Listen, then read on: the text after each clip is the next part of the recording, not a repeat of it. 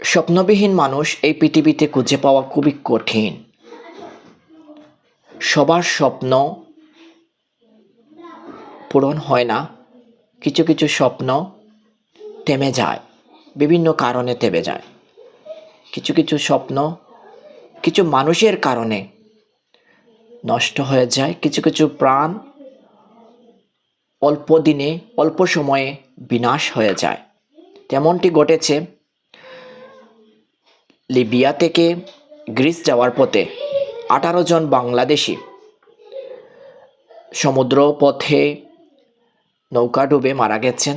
এই 18 জনের মধ্যে 10 জনই হচ্ছেন আমাদের সুনামগঞ্জের। আমাদের খুবই খারাপ লেগেছে এবং আমরা মর্মাহত হয়েছি। ইউরোপ স্বপ্নের দেশ, কিন্তু এই স্বপ্নের দেশে যাওয়ার জন্য আমাদের দেশের টগবগে যুবকরা কোনো ধরনের চিন্তা ভাবনা না করে সব কিছু বিসর্জন দিয়ে ভিটামাটি বিক্রি করে ঋণ আওলাদ করে ইউরোপে যাওয়ার চেষ্টা করছেন। তখন এই দুর্বল পয়েন্টটাকে পুঁজি করে বিভিন্ন কুচক্রী প্রতারক গোষ্ঠী তাদেরকে এই ফাঁদে ফেলে বিভিন্ন সময় জিম্মি করে টাকা পয়সা আদায় করে।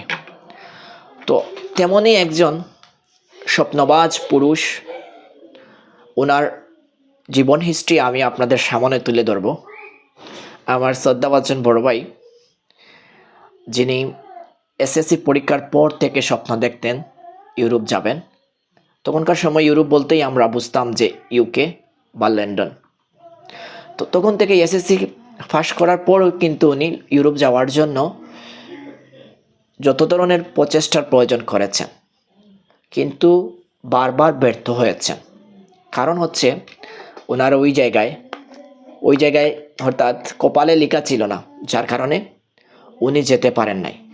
ওনার জীবনে এতগুলো ডকুমেন্টস, এই একটা দেখছেন বক্স, এই বক্সটি হচ্ছে ওনার ইউরোপ যাওয়ার আগ মুহূর্ত পর্যন্ত সকল কাগজপত্র আমি সংরক্ষণ করে রেখেছি। যখন এই ফাইলগুলো আসলে আমি একটি একটি করে দেখি, তখনই মনে হয় আসলে কত স্বপ্ন, কত ত্যাগ, কত অর্থ এই বক্সের মধ্যে সীমাবদ্ধ। তবে মহান রব্বুল আলামিন ওনাকে ইউরোপে নিয়েছেন এবং উনি বর্তমানে ইউরোপে আছেন। ওই যে স্বপ্ন মিসাইলের মতন কাজ করে, যদি আপনি স্বপ্ন দেখার মতন দেখতে পারেন।